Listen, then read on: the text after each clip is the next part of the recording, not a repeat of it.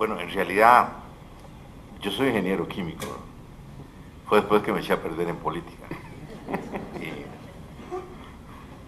Y me interesa mucho el tema económico. Le agradezco a Margarita que me haya permitido, me haya invitado. Yo no soy, en el campo económico soy músico que toca de oído, pero tengo opinión y estoy más en la creencia de que los problemas de hoy ya no los genera un particular modelo o propuesta, sino justamente el colocar la economía en el centro de la cultura.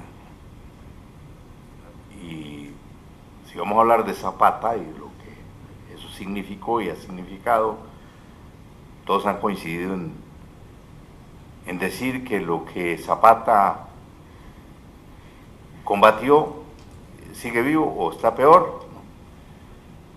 Lo que pasa es que esto conviene matizarlo. Yo no quisiera pasar sobre lo mismo que se ha hablado aquí ya después de 6 magníficas intervenciones. Yo preferiría abrir el telón de un escenario diferente, porque en efecto aquellos hechos se producen en medio de una gigantesca y esperanzadora ebullición ideológica en todo el mundo, ¿no? Fueron años de propuesta por todas partes, de todo el abanico de socialismos. El mundo se llenó de ismos en esa época. Hoy día es la descalificación de todas las ideologías y de la esperanza pareciera que pasamos a la desesperanza. Ciertamente, como aquí se dijo, el zapatismo tuvo repercusiones regionales y yo creo que las va a tener globales, ya no solamente por una expresión poética, legendaria, sino por una actitud, una ética, una moral ante lo que está pasando. Decía Octavio Paz que este había sido el siglo XX, había sido el siglo de la socialdemocracia. Yo no creo que la socialdemocracia de hoy se merezca semejante elogio, porque la socialdemocracia de hoy lo más que discute es si es recomendable la economía de mercado y si no es recomendable la sociedad de mercado. Vean ustedes en la que hemos caído, ¿no?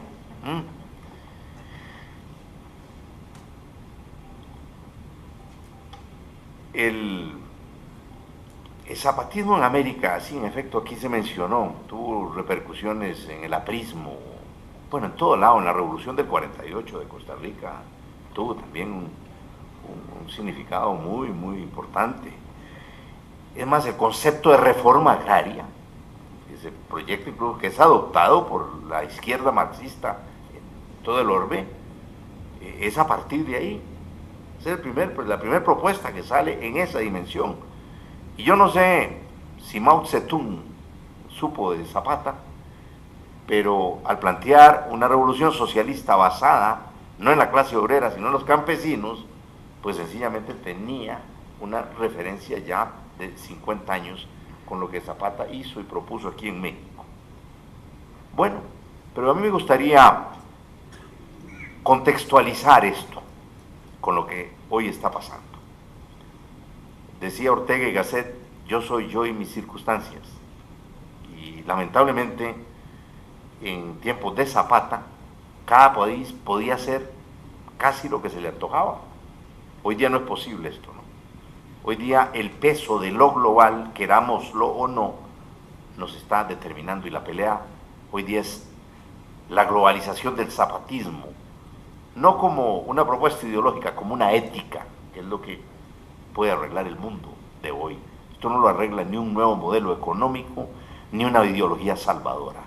Lo arregla una ética humana ante el desafío que tenemos. Porque el problema es tan complejo.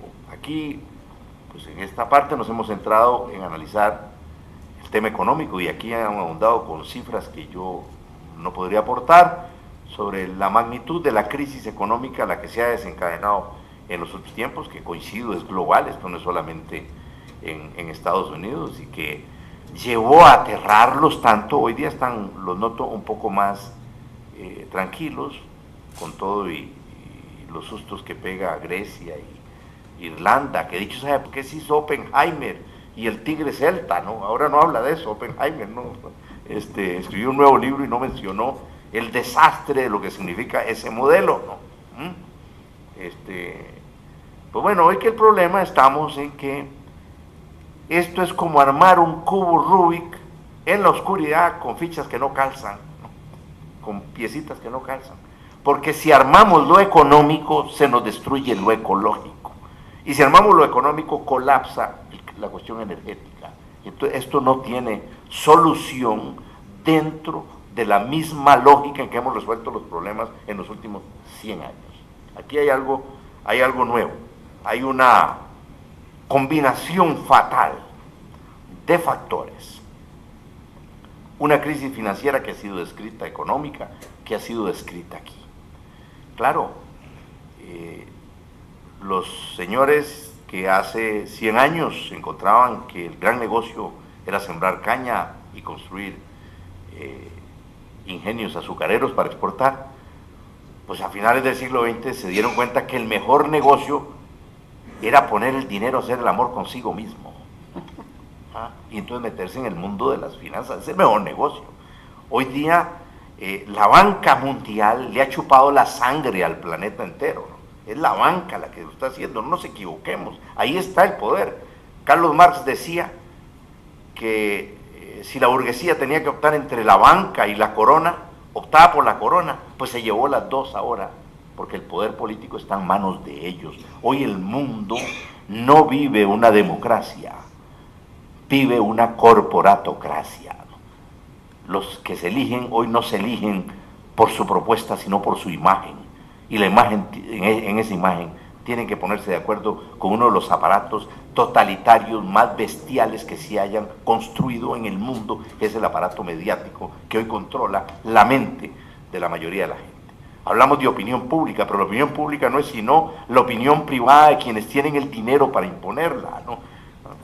Y vean que festejó el mundo como una de las grandes conquistas del liberalismo el que se haya logrado la libertad de prensa. Y entonces se dice, bueno, ya los gobiernos no tienen cómo intervenir porque hay libertad de prensa.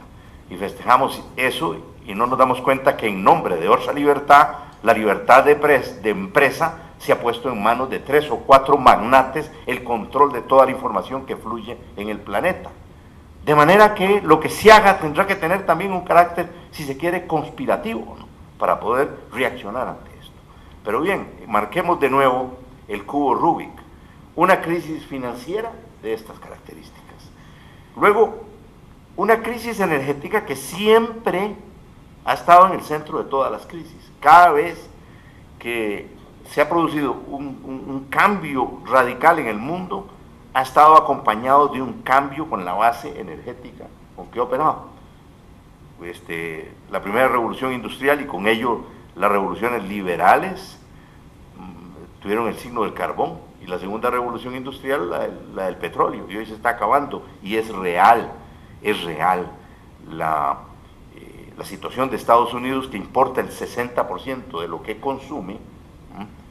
De sus reservas de hoy, según Jeremy Rifkin, tiene petróleo para 10 años.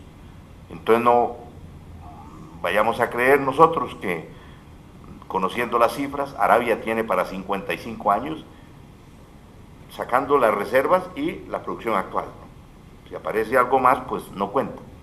55 años, 49 Irán, 90 Kuwait, 8 Noruega. Y ven ustedes, Irak, a raíz de la guerra del 90, que bajó mucho su producción, tendría petróleo para 560 años. Esas fueron las razones éticas por las cuales el señor Bush decidió atacar Irak, y no por las demás cosas que nos inventaron. Pues, si sube la economía con gasto público o por lo que sea, pues va a subir el petróleo, ¿no? El petróleo está ahí rondando los $100, y no nos vayamos a equivocar. porque la reserva, ya llegamos al pico mundial de producción petrolera.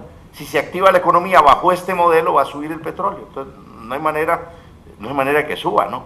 Eso es como pretender subir a la superficie con un yunque atado al cuello, ¿no?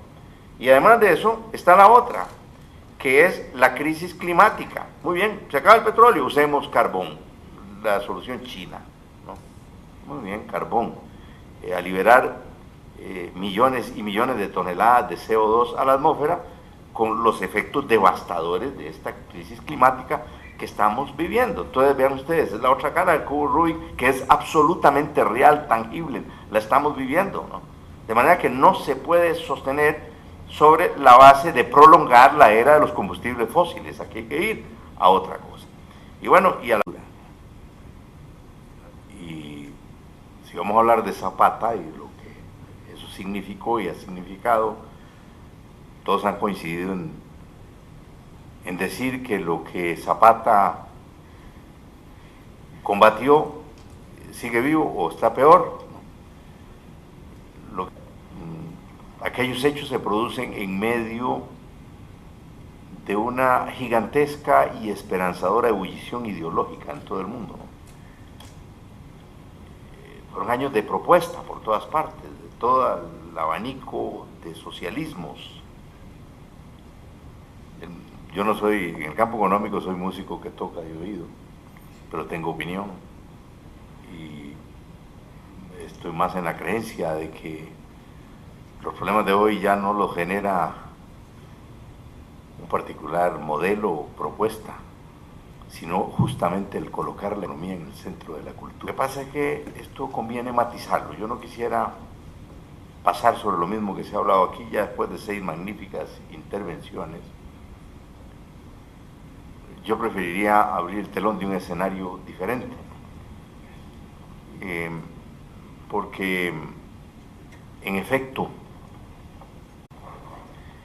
bueno, en realidad yo soy ingeniero químico, ¿no? Fue después que me eché a perder en política.